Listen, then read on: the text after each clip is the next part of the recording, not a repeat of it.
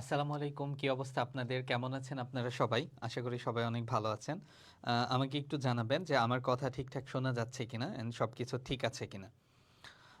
ওকে, যদি আমাদের সবকিছু ঠিকঠাক থাকে তবে আমরা ২ মিনিটের মধ্যে ক্লাসটা শুরু করব।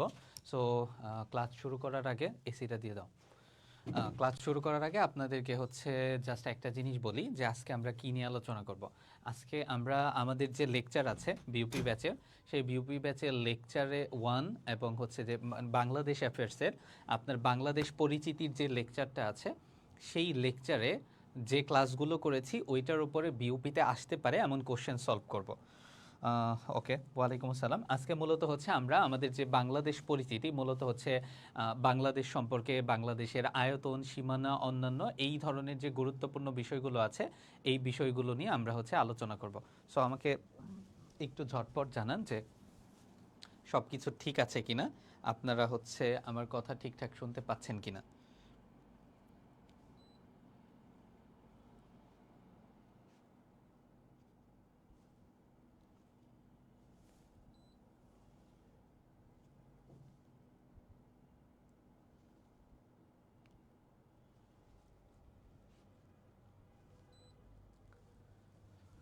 ওকে, সো ওয়ালাইকুম আসসালাম। মাত্র ২৫ জন আছে আমাদের ক্লাসে। বাকিদেরকে একটু মেনশন করে দেন যাতে তারা দ্রুত ক্লাসে চলে আসে। আমরা কত বাজে? এখন বাজে হচ্ছে ৭টা ২। আমরা হচ্ছে ৭টা ৫-এ ক্লাস শুরু করব। ওকে, আমরা হচ্ছে ৭টা ৫-এ ক্লাস শুরু করব। সো ক্লাস শুরু করার আগে কয়েকটা বিষয় নিয়ে আমরা একটু চলেন হচ্ছে কথাবার্তা বলে নিই।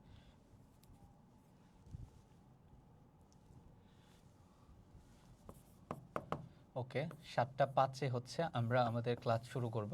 সো ৭টা ৫-এ ক্লাস শুরু করার আগে আপনাদের সাথে কয়েকটা বিষয় নিয়ে কথা বলি। আচ্ছা, সে পর্যন্ত আপনারা আপনাদের ফ্রেন্ডদেরকে একটু মেনশন করে দেন। আবারও বলতেছি, আজকের ক্লাসটা আমরা হচ্ছে মূলত আমরা হচ্ছে আমাদের যে হচ্ছে বাংলাদেশ আছে, এই বাংলাদেশ সংক্রান্ত যে বেসিক জিনিসগুলো আছে, যেমন হচ্ছে বাংলাদেশের আপনার হচ্ছে যে আয়তন, তারপর হচ্ছে যে বাংলাদেশের সীমানা, বাংলাদেশের আয়তন, সীমানা, এরপর হচ্ছে বাংলাদেশের জাতীয় প্রতীক বা হচ্ছে বাংলাদেশের জাতীয় পতাকা, এই যে বেসিক জিনিসগুলো আছে এই বেসিক জিনিসগুলো আর উপরে যে ক্লাস নিয়েছি, এই অন্যান্য যে বিষয়গুলো এই বিষয়গুলোর উপরে আমরা মূলত আজকে হচ্ছে সলভ ক্লাসটা নিব বা আমরা হচ্ছে যে কোশ্চেন সলভ করব। সো তাহলে আর দেরি না করে আমরা হচ্ছে যে ক্লাস শুরু করে দিই। প্রথমত আমাদের হচ্ছে যে ১ নাম্বার লেকচার শিটের যে টপিকগুলো আছে ওই লেকচার শিটের টপিকগুলো এবং আমাদের যে হচ্ছে যে ৬ নাম্বার লেকচার শিট আছে এই দুইটা লেকচার শিটের টপিকের কোশ্চেন সলভ করব। ওকে, সো আচ্ছা, আমরা প্রথমেই যদি হচ্ছে যে দেখি সেটা হচ্ছে যে আমাদের প্রশ্নগুলো আপনাদের বোঝার সুবিধার্থে, যেহেতু আমরা ক্লাসটা হচ্ছে যে ইংলিশ ভার্সনে নিয়েছি, আপনারা যাতে বুঝতে পারেন এবং আপনাদের বোঝার সুবিধার্থে আমি প্রশ্নগুলো আজকের জন্য শুধু বাংলাতে নিয়েছি। সো নেক্সট ক্লাসে আমরা ইংলিশ ভার্সনে পড়ব। সো প্রথমেই যদি হচ্ছে আমরা দেখে নিই, আমাদের যে প্রথম প্রশ্নটা আছে, নিম্ন উল্লেখিত বাংলাদেশের কোন বিভাগের সাথে ভারতের কোনো সীমান্ত সংযোগ নাই। সো আমরা যদি প্রথমে আমাদের সীমান্ত সংক্রান্ত বিষয়টাতে যাই, বাংলাদেশের সাথে কয়টা দেশের সীমান্ত রয়েছে? বাংলাদেশের সাথে 2টা দেশের সীমান্ত সংযোগ রয়েছে। ওকে, বাংলাদেশের সাথে 2টা দেশের সীমান্ত সংযোগ রয়েছে, ইন্ডিয়া এবং মিয়ানমার। এই 2টা দেশের সীমান্ত সংযোগ রয়েছে বাংলাদেশের সাথে। এর মধ্যে আমরা তো সবাই জানি বাংলাদেশের মোট 64টা জেলা আছে। এই 64টা জেলার অর্ধেক মানে 32টা জেলা হচ্ছে সীমান্তবর্তী জেলা। 64টা জেলার অর্ধেক তার মানে 32টা সীমান্তবর্তী জেলা। ভারতের সাথে সীমান্ত রয়েছে হচ্ছে 30টা জেলার। ভারতের সাথে কয়টা জেলার সীমান্ত রয়েছে? 30টা জেলার সীমান্ত রয়েছে। মিয়ানমারের সাথে কয়টা জেলার সীমান্ত রয়েছে? মিয়ানমারের সাথে 3টা জেলার সীমান্ত রয়েছে। 33 না হওয়ার রিজনটা হচ্ছে যে আপনার একাধারে ভারত মিয়ানমার উভয়ের সাথে সীমান্ত রয়েছে হচ্ছে রাঙামাটির। ওকে, এই রাঙামাটির আপনার হচ্ছে একাধারে ভারত এবং মিয়ানমার উভয়ের সাথেই সীমান্ত রয়েছে। রাঙামাটির ভারত এবং মিয়ানমার উভয়ের সাথেই সীমান্ত রয়েছে। সো আপনাকে বলতে পারে যে বাংলাদেশের কোন জেলার ভারত মিয়ানমার উভয়ের সাথে সীমান্ত রয়েছে, অথবা বাংলাদেশের কোন জেলাটি দুটি দেশের সীমান্তে অবস্থিত, সেটা হবে হচ্ছে রাঙামাটি। রাঙামাটির একদিকে যেমন ভারতের সাথে সীমান্ত রয়েছে, অপরদিকে মিয়ানমারের সাথে সীমান্ত সংযোগ রয়েছে। আচ্ছা, এরপর আমরা যদি দেখি বাংলাদেশের যতগুলা বিভাগ আছে, দুইটা বিভাগ ব্যতীত সবগুলো বিভাগের সাথে সীমান্ত রয়েছে, ভারত অথবা মিয়ানমারের সীমান্ত রয়েছে। সো বিভাগ দুইটা হচ্ছে যে, আমরা যদি দেখি বাংলাদেশের দুইটা বিভাগের কোনো সীমান্ত সংযোগ নাই। একটা হচ্ছে যে আপনার হচ্ছে ঢাকা বিভাগ, একটা কি আপনার হচ্ছে যে আমাদের যে রাজধানী আছে ঢাকা বিভাগ, এই ঢাকা এবং বরিশাল, ঢাকা ও বরিশাল এই দুইটার সাথে, ঢাকা ও বরিশাল এই দুইটার সাথে কারো কোনো সীমান্ত সংযোগ নাই। ঢাকা এবং বরিশাল এই দুইটা বিভাগের সাথে কারো কোনো সীমান্ত সংযোগ নাই। বুঝতে পেরেছি? সো আপনাকে যদি বলে বাংলাদেশের কোন বিভাগের সাথে কারো কোনো সীমান্ত সংযোগ নাই, তখন কি হবে? ঢাকা অথবা বরিশাল হবে। অপরদিকে আমরা যদি দেখি এখানে হচ্ছে যে সিলেট, দুইটা বিভাগ, একটা হচ্ছে সিলেট আর সেকেন্ডটা হচ্ছে ময়মনসিংহ। এই দুইটা বিভাগের সবগুলো হচ্ছে সীমান্তবর্তী। সিলেট ময়মনসিংহ এই দুইটা বিভাগের সবগুলো জেলাই কি আপনার হচ্ছে যে সীমান্তবর্তী আর কি।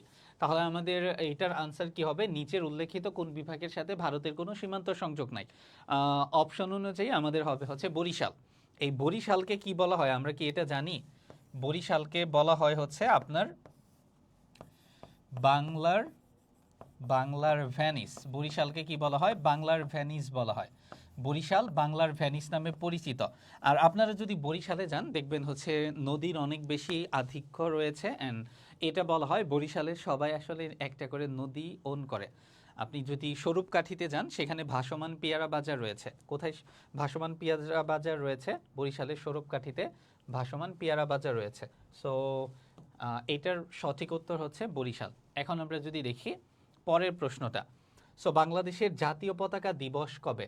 বাংলাদেশের জাতীয় পতাকা দিবসটা কবে?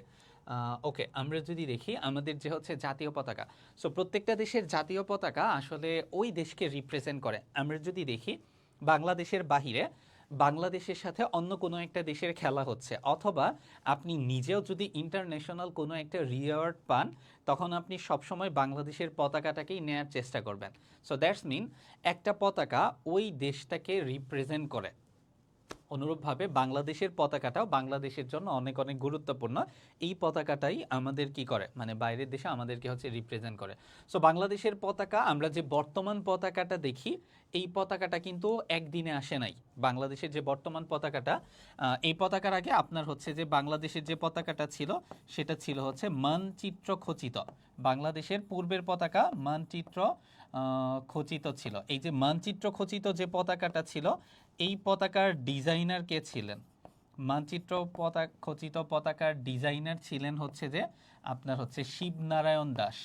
শিবনারায়ণ দাস, শিবনারায়ণ দাস। বাংলাদেশের মানচিত্র খচিত যে পতাকাটা, এই পতাকার ডিজাইনার কে ছিলেন?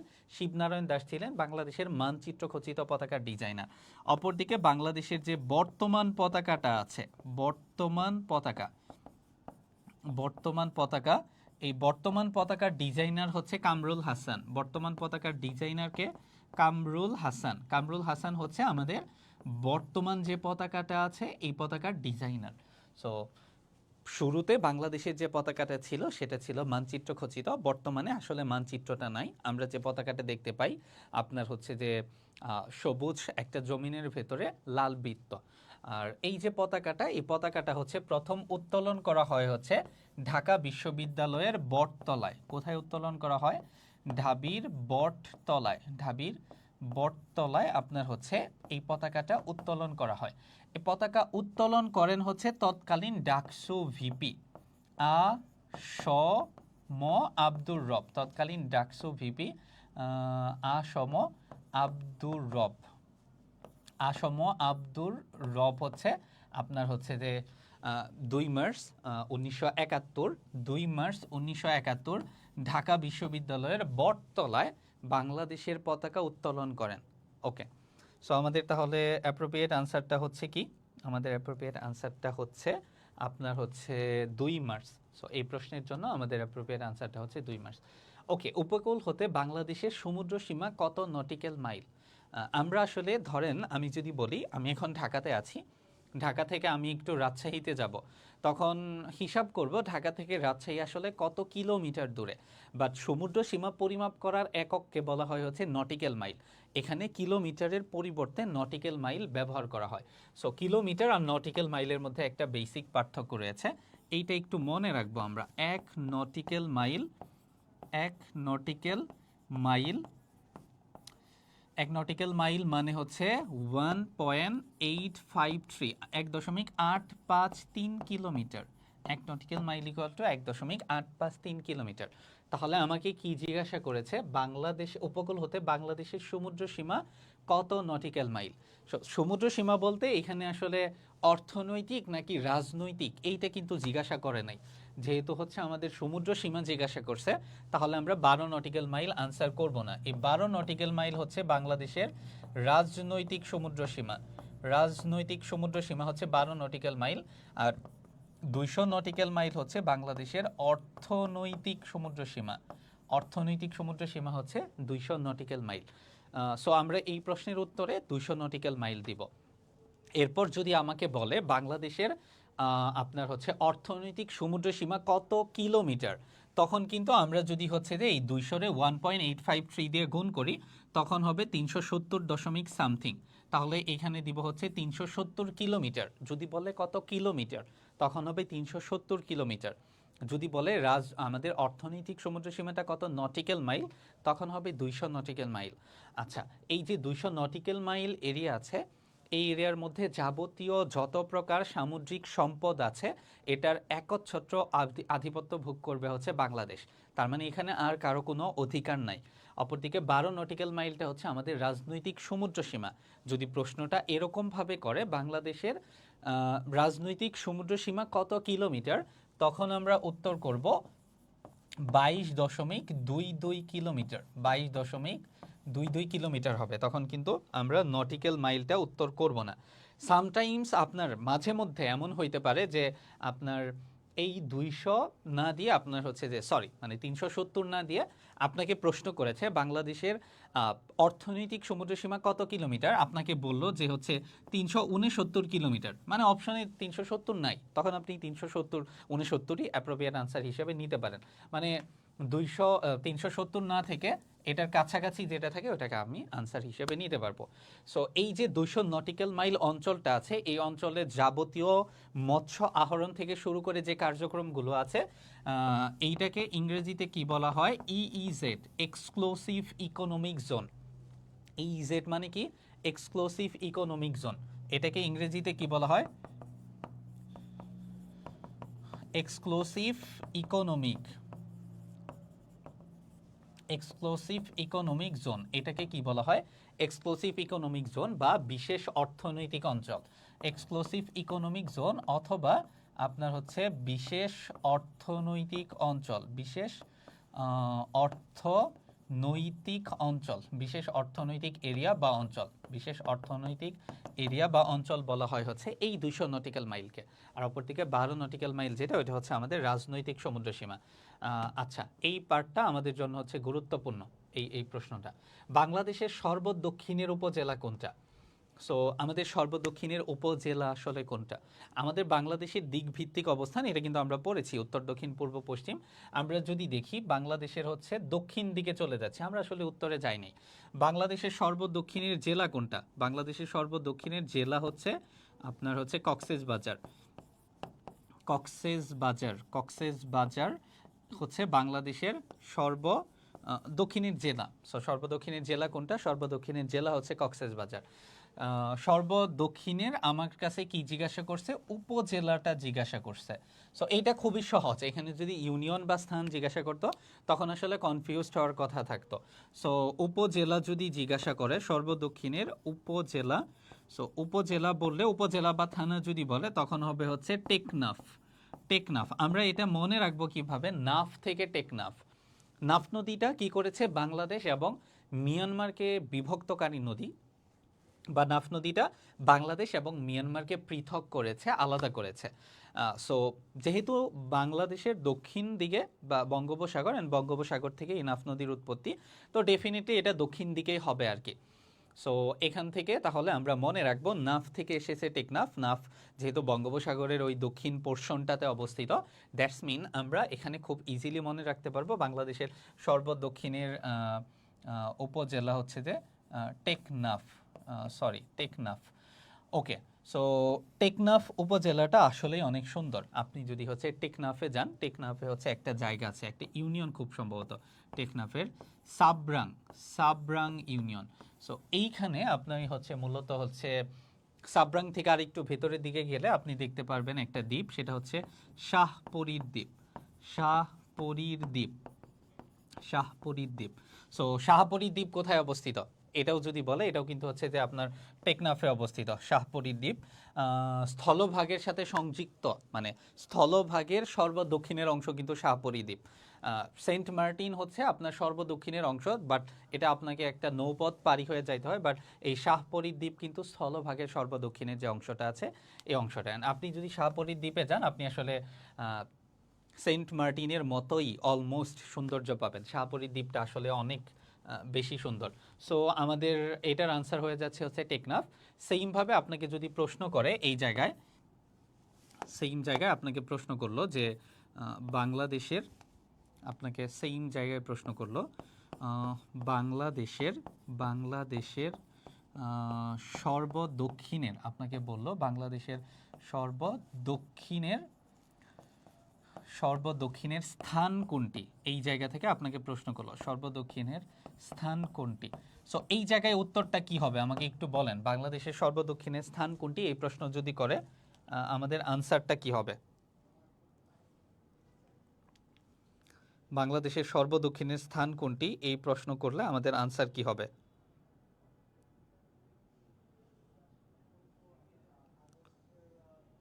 ছেড়াদ্বীপ। ওকে, অলরাইট, আমাদের সর্বদক্ষিণের স্থানটা হচ্ছে ছেড়াদিয়া বা ছেড়াদ্বীপ, ছেড়াদিয়া বা ছেড়াদ্বীপ। ওকে, ছেড়াদ্বীপ, ছেড়াদ্বীপ হচ্ছে আপনার হচ্ছে বাংলাদেশের সর্বদক্ষিণের স্থান।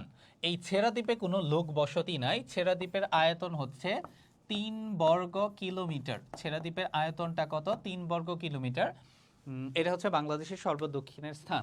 এরপর আপনাকে যদি এই প্রশ্নটাই করলো অপশনে ছেড়াদ্বীপ নাই, তখন আপনি আনসার করতে পারবেন সেন্ট মার্টিন। আবার আপনাকে প্রশ্ন করলো বাংলাদেশের সর্বদক্ষিণের ইউনিয়ন কোনটি, যদি ইউনিয়ন কোনটি এই প্রশ্ন করে তখন কিন্তু আপনার হবে সেন্ট মার্টিন। তখন কিন্তু সেন্ট মার্টিন হবে, সেন্ট মার্টিন হবে যদি বলে হচ্ছে ইউনিয়ন কোনটি, সেন্ট মার্টিন হবে। যদি বলে ইউনিয়ন কোনটি তখন কি হবে? সেন্ট মার্টিন হবে। কেননা ছেড়াদ্বীপে কোনো লোক বসতি নাই। সেন্ট মার্টিনের আয়তন হচ্ছে 8 বর্গ কিলোমিটার। কত? 8 বর্গ কিলোমিটার। সেন্ট মার্টিন দ্বীপের আয়তন কত? 8 বর্গ কিলোমিটার হচ্ছে সেন্ট মার্টিন দ্বীপের আয়তন। অ্যান্ড এই সেন্ট মার্টিন দ্বীপের অপর নাম কি? নারিকেল জিঞ্জিরা। সেন্ট মার্টিন দ্বীপের অপর নামটা হচ্ছে নারিকেল জিঞ্জিরা। সো যারা টেকনাফ উত্তর করেছেন তাদের উত্তর সঠিক। বাংলাদেশের সীমান্তবর্তী ভারতের রাজ্য কতটি? বলেন, বাংলাদেশের সীমান্তবর্তী ভারতের রাজ্য কতটি?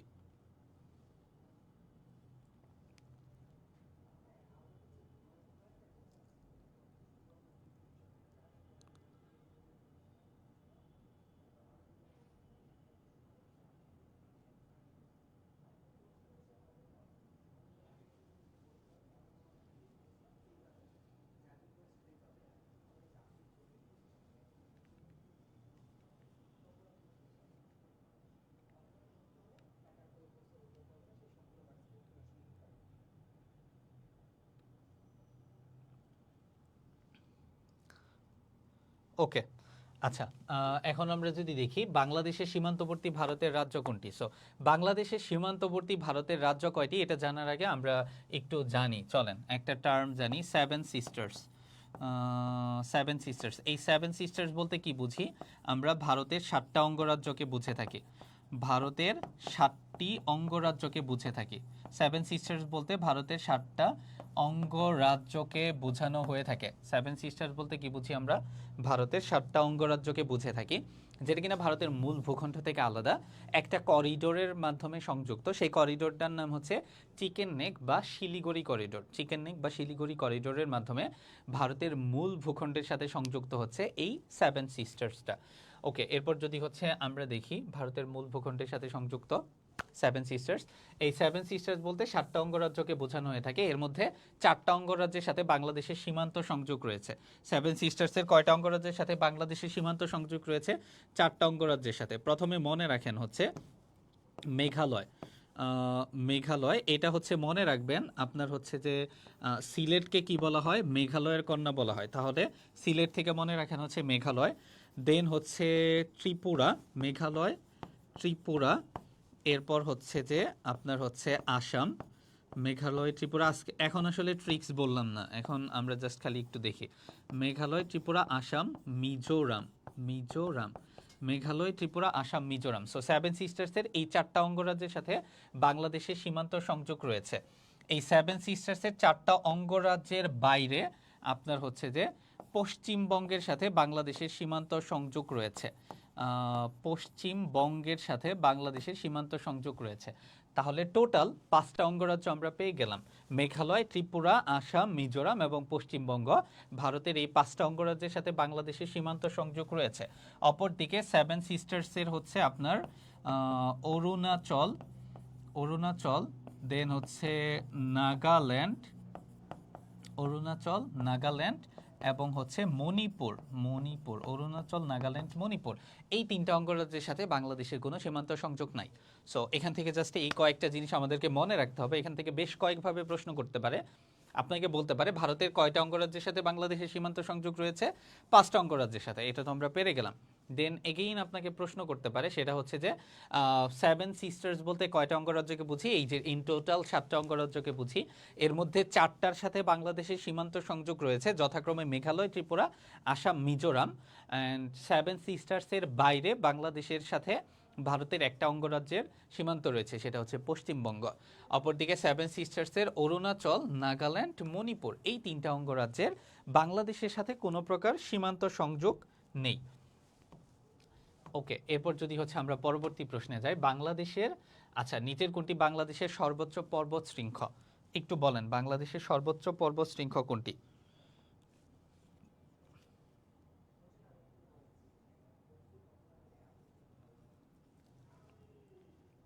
বাংলাদেশের সর্বোচ্চ পর্বত শৃঙ্খ কোনটি? একটু দ্রুত রেসপন্স করব।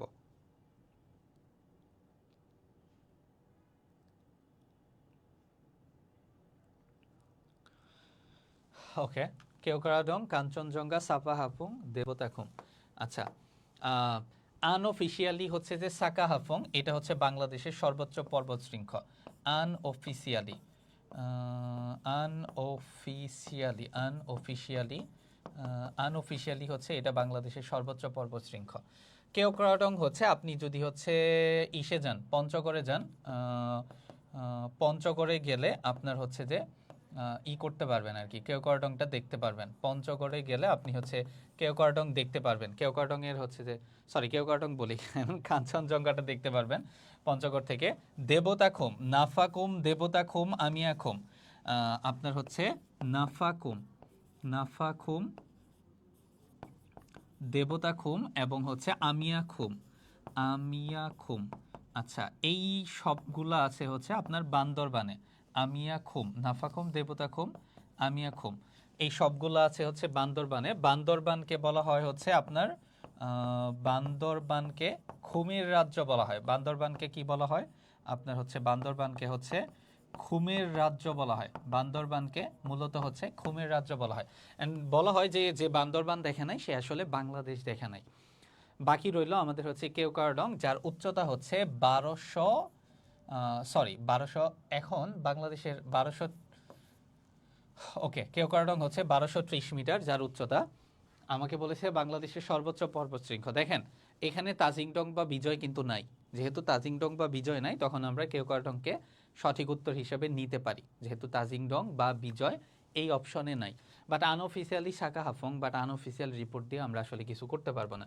আপনার হচ্ছে যে তাজিংডং বা বিজয়ের উচ্চতা হচ্ছে 1231 মিটার।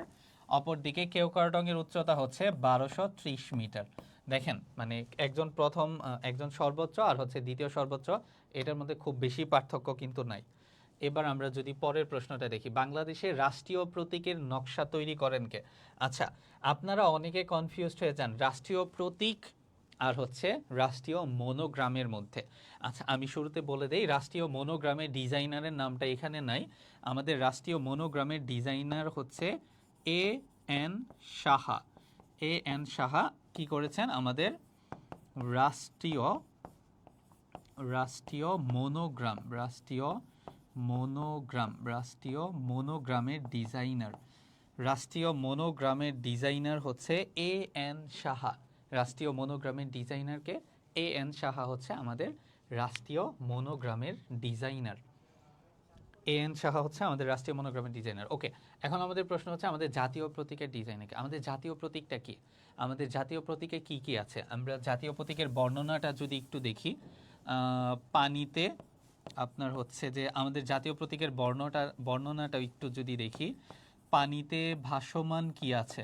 ভাসমান শাপলা। পানিতে ভাসমান শাপলা। সো পানিতে ভাসমান শাপলা, এরপর হচ্ছে এই শাপলার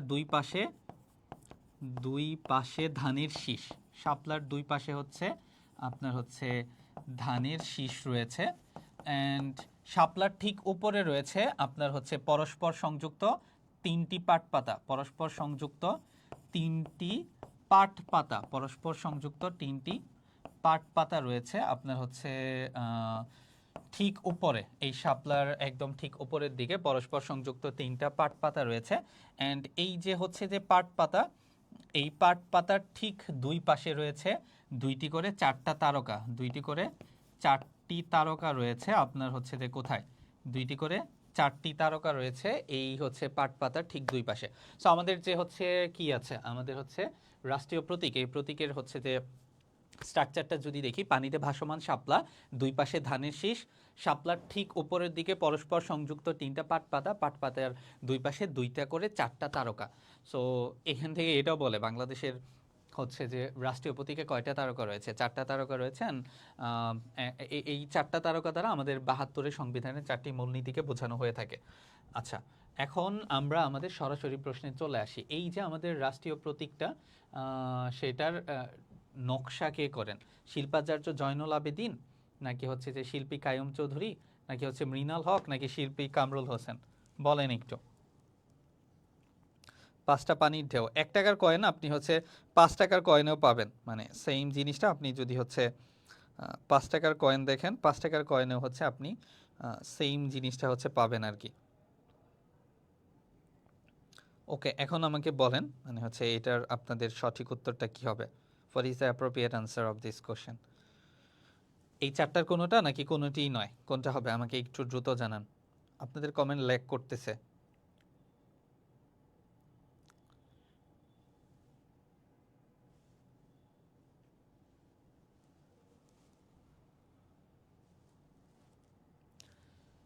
আচ্ছা, ৭ নাম্বার ক কে আনসার করতেছে ভাই?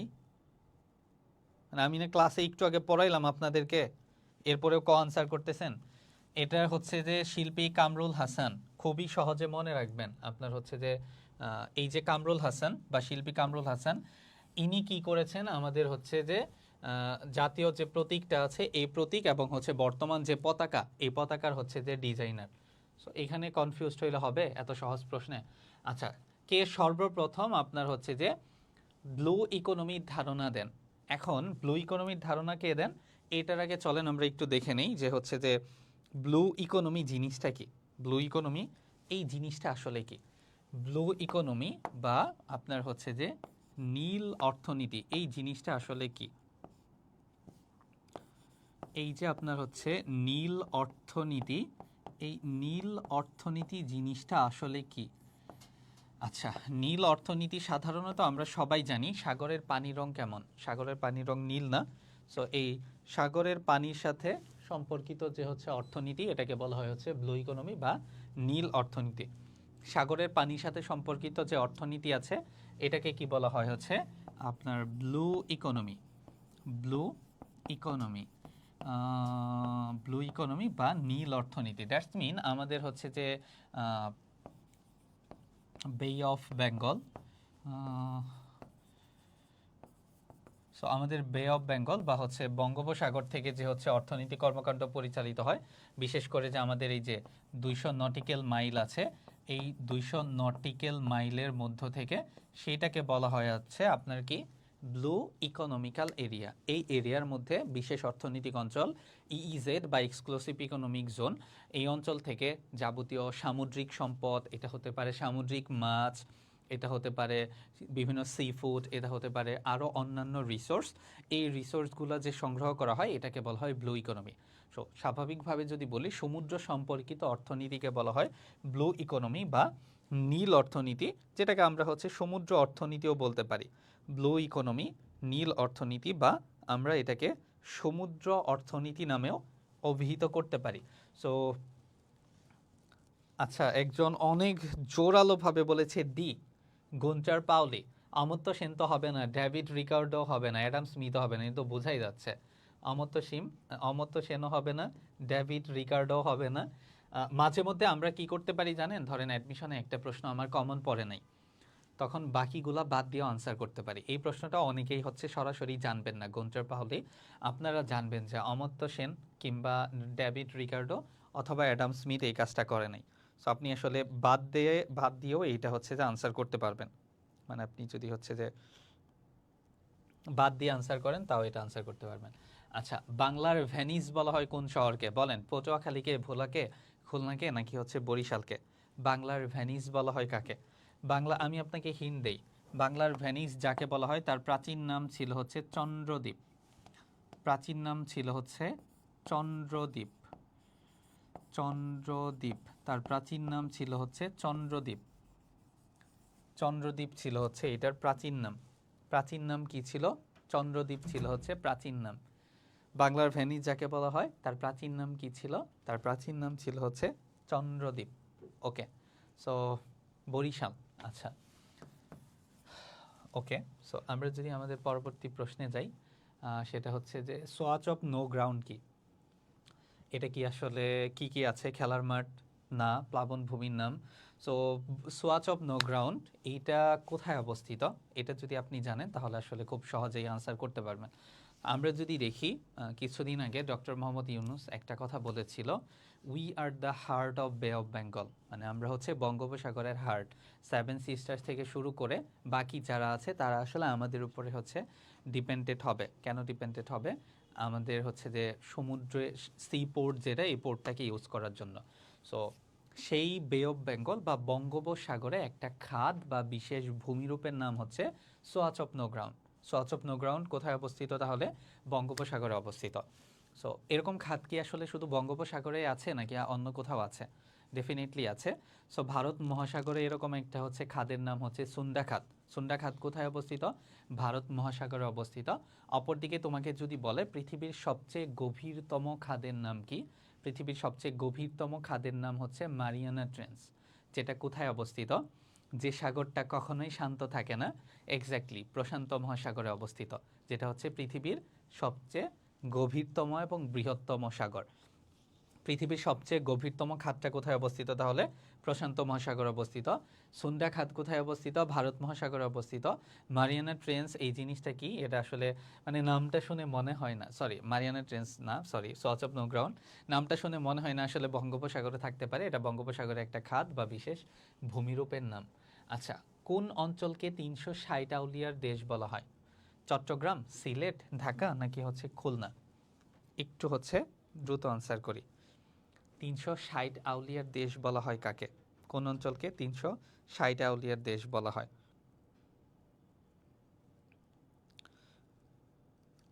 360 আউলিয়ার দেশ বলা হয় কাকে বলেন? 360 আউলিয়ার দেশ বলা হয় কাকে?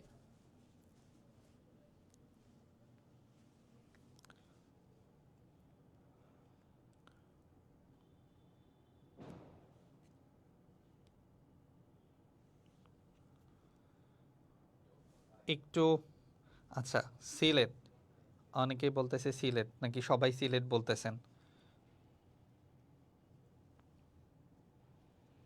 ওকে, বি। 15 মিনিটের। আচ্ছা, প্রথমে আমরা যদি দেখি বাংলাদেশের আপনাকে যদি বলে যে আপনাকে বললো যে বাংলাদেশের শীতলতম জেলা কোনটি, শীতলতম জেলা কোনটি, জেলা কোনটি, অথবা আপনাকে বলল যে বাংলাদেশের সাইবার সিটি নামে পরিচিত কোনটি, সাইবার সিটি নামে পরিচিত কোনটি, সাইবার সিটি নামে পরিচিত কোনটি, অথবা আপনাকে বলল যে হচ্ছে জালালাবাদ বা শ্রীহট্ট, জালালাবাদ, জালালাবাদ বা শ্রীহট্ট হচ্ছে একটা জায়গার পুরাতন নাম, সেই জায়গাটাকে বলা হয় হচ্ছে 360 আউলিয়ার দেশ। সো সিলেটকে হচ্ছে 360 আউলিয়ার দেশ বলা হয়, অপরদিকে চট্টগ্রামকে বলা হয় হচ্ছে 12 আউলিয়ার দেশ। চট্টগ্রামকে কি বলা হয়? 12 আউলিয়ার দেশ বলা হয়। 360 আউলিয়ার দেশ বলা হয় হচ্ছে সিলেটকে, কিন্তু চট্টগ্রামকে বলা হয় 12 আউলিয়ার দেশ। বুঝতে পেরেছি? হ্যাঁ, চায়ের দেশ। আচ্ছা, সিলেটকে চায়ের দেশ বলা হলেও সবচেয়ে বেশি চা বাগান কিন্তু সিলেটে নাই, তোমরা এই ভুলটা কিন্তু করো না। সর্বশেষ হচ্ছে তোমার হচ্ছে নিবন্ধিত নিবন্ধিত চা বাগান কতটি, কেউ একজন বলো। নিবন্ধিত নিবন্ধিত চা বাগান, নিবন্ধিত চা বাগানের সংখ্যা কতটি? নিবন্ধিত চা বাগান হচ্ছে 170টি, অ্যান্ড এর মধ্যে সবচেয়ে বেশি চা বাগান আছে হচ্ছে 92টি। কোথায়? 92টি চা বাগান আছে হচ্ছে মৌলভীবাজারে। সিলেটকে চায়ের রাজধানী বা চায়ের দেশ যাই বলে তোমরা ট্রিট করো না কেন, বা চায়ের কথা শুনলে সিলেটের কথা মাথায় আসলেও সবচেয়ে বেশি চা বাগান কিন্তু রয়েছে মৌলভীবাজারে। অপরদিকে সবচেয়ে প্রাচীন চা বাগান হচ্ছে মালনীছড়া। মালনীছড়া হচ্ছে বাংলাদেশের সবচেয়ে প্রাচীন চা বাগান। অপরদিকে হচ্ছে চায়ের উৎপত্তি হয়েছে হচ্ছে চীন থেকে। চায়ের উৎপত্তি কোথা থেকে? চায়ের উৎপত্তি হচ্ছে চীন থেকে, বা চায়ের আদি নিবাস হচ্ছে যে চীন। চায়ের উৎপত্তি বা চায়ের আদি নিবাস কোথায়? আদি নিবাস হচ্ছে চীন। এবার যদি আমরা দেখি ভারতীয় কোন রাজ্যের সাথে বাংলাদেশের কোনো সীমান্ত সংযোগ নাই, বলেছিলাম না এই প্রশ্নটা করতে পারে। এখন আমাকে কি খুঁজতে হবে? ভারতের সবগুলো অঙ্গরাজ্য খুঁজতে হবে? ডেফিনেটলি না। আমরা জাস্ট খালি হচ্ছে যে দেখব যে এইখানে তোমার হচ্ছে ওই যে আমাদের 5টা অঙ্গরাজ্য আছে না, যে 5টার সাথে আছে ওই 5টা দেখলেই তো আমরা হচ্ছে পেরে যাচ্ছি এই অপশনটা। ওকে, এটা হচ্ছে আসামে হবে না, এটা হবে হচ্ছে আসাম। আসামের সাথে আমাদের সীমান্ত সংযোগ আছে। কুমিল্লার পূর্ব নাম ত্রিপুরা, ত্রিপুরার সাথে আমাদের সীমান্ত সংযোগ আছে।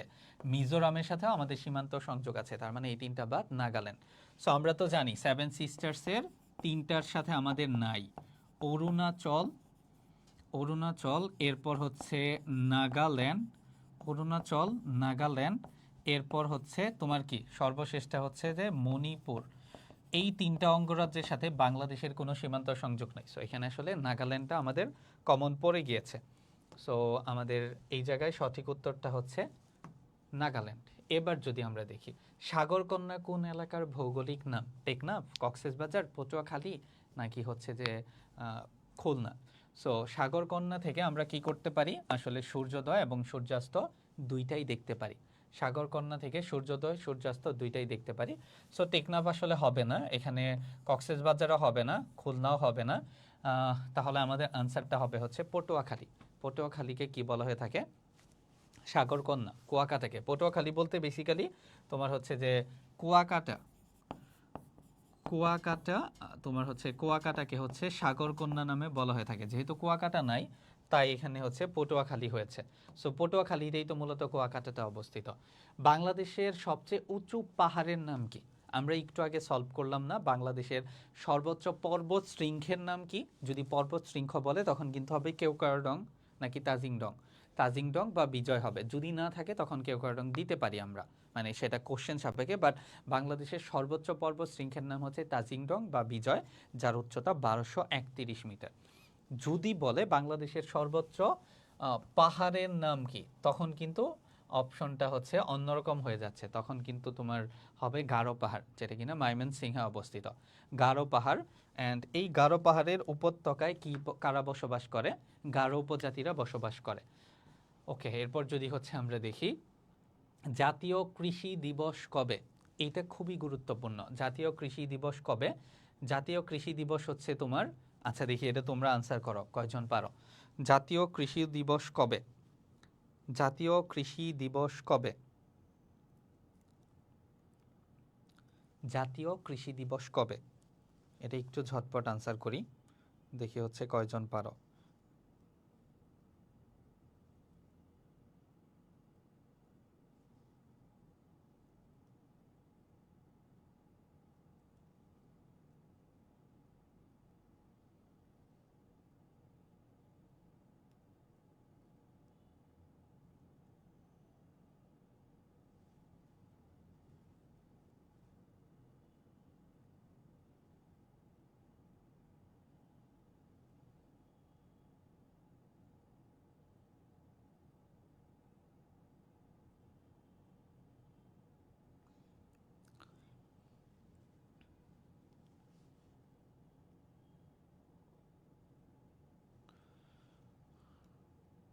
ওকে, এখন পর্যন্ত আপনাদের আনসার আসে নাই।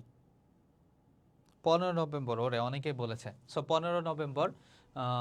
ওকে, এটা সঠিক উত্তর হচ্ছে 15 নভেম্বর। বাংলাদেশের পার্বত্য চট্টগ্রামে কয়টি জেলা আছে? পার্বত্য চট্টগ্রামে কয়টি জেলা আছে? পার্বত্য চট্টগ্রাম যেটা হচ্ছে দেশের মোট আয়তনের 12%, আবার কোথাও দেয়া আছে 10%। দেশের মোট আয়তনের 12%, আবার কোথাও দেয়া আছে 10%। সো পার্বত্য চট্টগ্রামে তিনটা পার্বত্য চট্টগ্রাম বলতে আমরা মূলত হচ্ছে তিনটা জেলাকে বুঝে থাকি। খাগড়াছড়ি,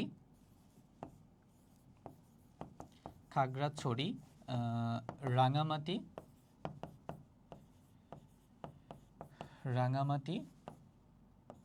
এরপর হচ্ছে যে বান্দরবান।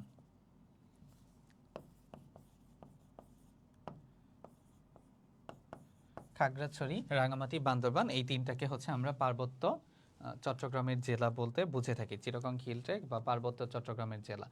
ওকে, বাংলাদেশের সর্বদক্ষিণের দ্বীপ কোনটি? বাংলাদেশের সর্বদক্ষিণের দ্বীপ কোনটি? RCB, রাঙামাটি, কক্সবাজার, বান্দরবান না, ওইটা হবে না। আচ্ছা, আমরা বাংলাদেশের সর্বদক্ষিণের দ্বীপ কোনটা? ছেড়া দ্বীপ না, ছেড়া দ্বীপ সর্বদক্ষিণের ভূখণ্ড বললে হইতে পারে। সো দ্বীপ বললে আসলে আমরা সেন্ট মার্টিনকেই বুঝবো আর কি। যদি স্থান বা ভূখণ্ড বলে তখন আসলে সেন্ট মার্টিন দ্বীপ, মনপুরা দ্বীপও হবে না, শাহবাজপুর দ্বীপ হবে না। আমরা সবাই জানি সেন্ট মার্টিন দ্বীপের আয়তন হচ্ছে 8 বর্গ কিলোমিটার, যেটা হচ্ছে নারিকেল জিঞ্জিরা নামে হচ্ছে পরিচিত। আচ্ছা, সর্বদক্ষিণের দ্বীপ। আচ্ছা, এখন কে কে এটা হচ্ছে যে সেরা দ্বীপের পক্ষে আর কে কে সেন্ট মার্টিনের পক্ষে? আমি একটু কনফিউজড করে দিলাম, আর কনফিউজড হয়ে গিয়েছেন আপনারা। দেখেন, এটা হচ্ছে লজিক্যালি কিন্তু হচ্ছে যে ছেড়া দ্বীপ কিন্তু একটা দ্বীপ, ভূখণ্ড হলেও সেটা একটা দ্বীপ। সো ছেড়া দ্বীপই হবে আমাদের সঠিক উত্তর। কনফিউজ করে দেওয়াতে কনফিউজড হওয়া যাবে না। এবার দেখি বাংলাদেশের সবচেয়ে পুরাতন ভূমিরূপ গঠিত হয়েছে কোন যুগে? আমরা সবাই জানি বাংলাদেশের ভূমিরূপকে আমরা 3 ভাগে ভাগ করতে পারি। বাংলাদেশের ভূমিরূপকে আমরা কয় ভাগে ভাগ করতে পারি? বাংলাদেশের ভূমিরূপকে আমরা 3 ভাগে ভাগ করতে পারি।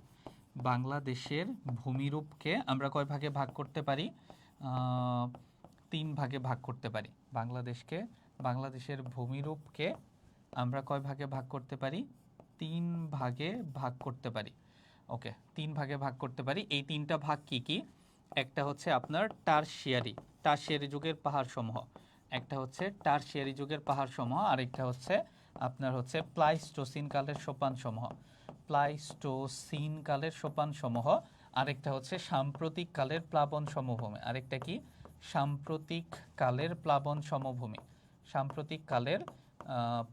সমভূমি। এই 3 ভাগে আমরা মূলত ভাগ করতে পারি। এই টারশিয়ারি যুগের পাহাড়সমূহ গড়ে উঠেছে আজ থেকে কত বছর পূর্বে? টারশিয়ারি যুগের পাহাড়সমূহ গড়ে উঠেছে আজ থেকে 70 মিলিয়ন বছর পূর্বে। আজ থেকে 70 মিলিয়ন বছর পূর্বে গড়ে উঠেছে। প্লাইস্টোসিন কালের সোপান গড়ে উঠেছে 25,000 বছর পূর্বে। 25,000 বছর পূর্বে। তার মানে কি বাংলাদেশের সবচেয়ে পুরাতন ভূমিরূপ হচ্ছে এই টারশিয়ারি যুগের পাহাড়সমূহ। বাংলাদেশের সবচেয়ে পুরাতন ভূমিরূপ কোনটা? এই টারশিয়ারি যুগের পাহাড়সমূহ হচ্ছে বাংলাদেশের সবচেয়ে পুরাতন ভূমিরূপ।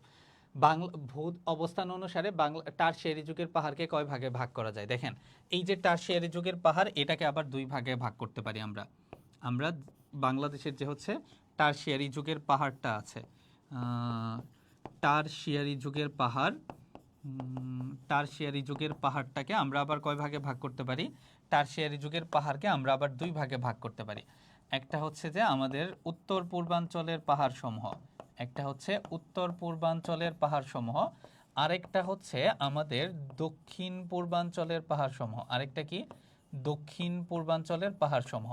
সো উত্তর পূর্বাঞ্চলের পাহাড় বলতে সাধারণত উত্তরাঞ্চল, সিলেট, মৌলভীবাজার, ময়মনসিংহের একটা অংশকে বোঝায়। এই অঞ্চলের কোনো একটা পাহাড় হইলেই সেটা টারশিয়ারি যুগে হবে। অপরদিকে দক্ষিণ পূর্বাঞ্চল বলতে চট্টগ্রাম, কক্সবাজার, রাঙামাটি, বান্দরবান, খাগড়াছড়ি এই অঞ্চলটাকে বোঝানো হয়ে থাকে। তাহলে টারশিয়ারি যুগের পাহাড়কে আমরা দুই ভাগে ভাগ করতে পারি, উত্তর পূর্বাঞ্চলের পাহাড় এবং দক্ষিণ পূর্বাঞ্চলের পাহাড়। সো ধরেন আপনাকে বললো যে হচ্ছে যে সিলেটের যে কোনো একটা পাহাড় দিয়ে, বা আপনাকে বললো গারো পাহাড় কোন যুগে গড়ে উঠেছে? টারশিয়ারি যুগে গড়ে উঠেছে। এরপর দক্ষিণ পূর্বাঞ্চলে আপনাকে বললো তাজিংডং কোন যুগে গড়ে উঠেছে? তাজিংডং বা বিজয় কোন যুগে গড়ে উঠেছে? সো এটাও কিন্তু টারশিয়ারি যুগে গড়ে উঠেছে। ওকে, বা বলতে পারে কোন অঞ্চলের হচ্ছে অন্তর্ভুক্ত আর কি। বুঝতে পেরেছেন? আপনাকে যদি হচ্ছে যে এই জায়গা থেকে এই প্রশ্নটা করে, এটা হচ্ছে যে আনসার করতে হবে। অ্যান্ড আমরা আসলে মানে এই জায়গা থেকে প্রশ্ন করলে আনসার করতে পারবো।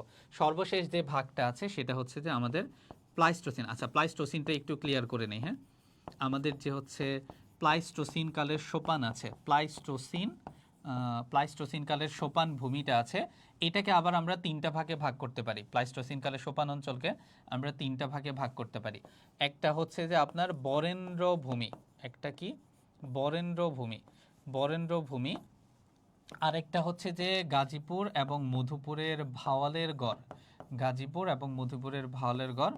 আরেকটা হচ্ছে যে কুমিল্লার লালমাই, আরেকটা হচ্ছে কুমিল্লার লালমাই। এই তিন ভাগে ভাগ করতে পারি। এই প্লাইস্টোসিন কালের সোপান বাংলাদেশের মোট ভূখণ্ডের 8% এরিয়া জুড়ে অবস্থিত। আর একটু আগেই তো বললাম এটা 25,000 বছর পূর্বে গড়ে উঠেছে। বরেন্দ্র ভূমির আয়তন 9,320 বর্গ কিলোমিটার।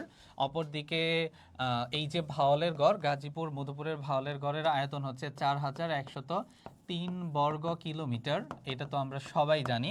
অপরদিকে লালমাইয়ের আয়তন হচ্ছে মাত্র 34 বর্গ কিলোমিটার। কুমিল্লার লালমাইয়ের আয়তন মাত্র 34 বর্গ কিলোমিটার। সর্বশেষ বাংলাদেশের ভূমিরূপের আরেকটা ভাগ থাকতেছে, সেটা হচ্ছে সাম্প্রতিক কালের প্লাবন সমভূমি, যেটা সাধারণত বাংলাদেশের মোট ভূখণ্ডের 80% এরিয়া জুড়ে অবস্থিত। প্রধান নদ নদীর পরিবাহিত যে এলাকাগুলো, সেই এলাকাগুলো নিয়েই গড়ে উঠেছে হচ্ছে আমাদের সাম্প্রতিক কালের প্লাবন সমভূমি যে অঞ্চলটা আছে, এই অঞ্চলটা। বুঝতে পেরেছি আশা করি। আমাদের এই জায়গায় আর কারো কোনো কনফিউশন নাই। সো আজকের প্রশ্নটা আমরা যেহেতু ক্লাসটা ইংরেজি করেছি, ইংরেজি লেকচারের উপরে, সো এই জন্য কোশ্চেনগুলো আসলে বাংলাতে সলভ করলাম। অ্যান্ড নেক্সট ক্লাস থেকে ইংলিশেই হবে, বাংলাতে হবে না। এখন আমাকে বলেন আপনার হচ্ছে যে এই পর্যন্ত আপনাদের সবার ক্লিয়ার কিনা? যা পড়েছি আপনাদের সবার ক্লিয়ার কিনা, বা কারো কোনো প্রশ্ন আছে কিনা? এই জায়গা থেকে কারো কোনো প্রশ্ন আছে কিনা এইটা একটু আমাকে বলবেন। ক্লিয়ার কিনা, আপনাদের কারো কোনো প্রশ্ন আছে কিনা?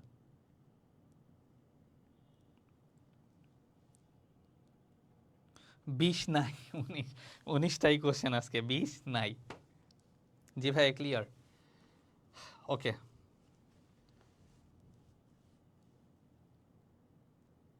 কারো কোনো প্রশ্ন আছে বিউপি সম্পর্কে?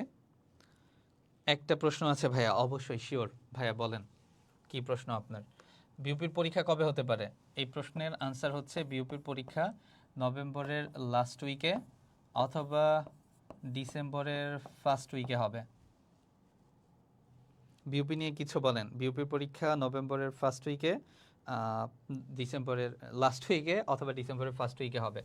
বিউপি নিয়ে যেটা বলবো সেটা হচ্ছে যে বিউপির আপনারা সবাই FASS অ্যান্ড FSSS এই দুইটাতে এক্সাম দিবেন, দুইটা ইউনিটে একসাথে এক্সাম দিবেন।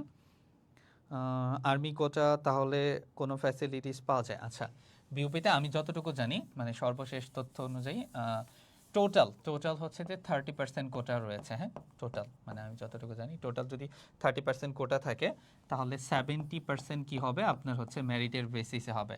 আর বিউপি FBS এ একটা চেঞ্জ এসেছে। FBS এর চেঞ্জটা হচ্ছে যে আপনার BBA জেন, যেটা বিউপির আপনার হচ্ছে BBA জেন যেটা, সেটাকে হচ্ছে যে বিউপি কি করবে আপনার হচ্ছে IBA তে কনভার্ট করবে। সো এটাকে হচ্ছে IBA তে কনভার্ট করবে, দ্যাটস মিন এটা পরিচিত হবে বিউপি IBA নামে। অপর দিকে হচ্ছে যে আপনি বললেন কেওক্রাডং-এর উচ্চতা 1280। 1280 কখন বললাম আমি? কেওক্রাডং-এর উচ্চতা তো আমার জীবনেই 1280 বলি নাই। আপনাকে আমি কবে বললাম? তাজিংডং-এর উচ্চতা কত বলেছি বলেন? বলেন। আপনি হচ্ছে উইকিপিডিয়া করেছেন, এই জন্য হচ্ছে আপনি এই আনসার দিয়েছেন। আমি বলেছি তাজিংডং বা বিজয় যেটা, সেটার উচ্চতা হচ্ছে 1231 মিটার। অপর দিকে হচ্ছে কেওক্রাডং এর উচ্চতা হচ্ছে 1230 মিটার। That's it. 80 তো আমার জীবনেও বলি নাই। কোটা কেন আবার 1231 বলেছি? আচ্ছা ভাইয়া, ভয় করে সব পড়লে ভুলে যাই। আচ্ছা পড়তে তো হবে ভাইয়া। আচ্ছা, বিবিএ জেনটা শেষ করি। এরপর হচ্ছে যে আপনার অন্যান্য যে জিনিসগুলো, ওইগুলো হচ্ছে যে আপনার হচ্ছে ডিইউ এর যে এফবিএস আছে, এফবিএস এর মতো করে এক্সাম হবে। এটা এখন পর্যন্ত ডিসিশন যতটুকু শোনা যাচ্ছে। নেগেটিভ মার্কে আচ্ছা, নেগেটিভ মার্কিংয়ের ব্যাপার। নেগেটিভ মার্কিং হচ্ছে 0.50 থাকবে কি না এটা আসলে বলা যাচ্ছে না। গত বছর কিন্তু আবার 0.25ই ছিল। লাস্ট ইয়ার তো খুব সম্ভবত 25ই দিয়েছিল আবার। এটা বলা যাচ্ছে না, এটা আসলে 0.25 বা 0.50 কোনটা দিবে, এটা আসলে বিউপির আপনার হচ্ছে আপনার মার্জি।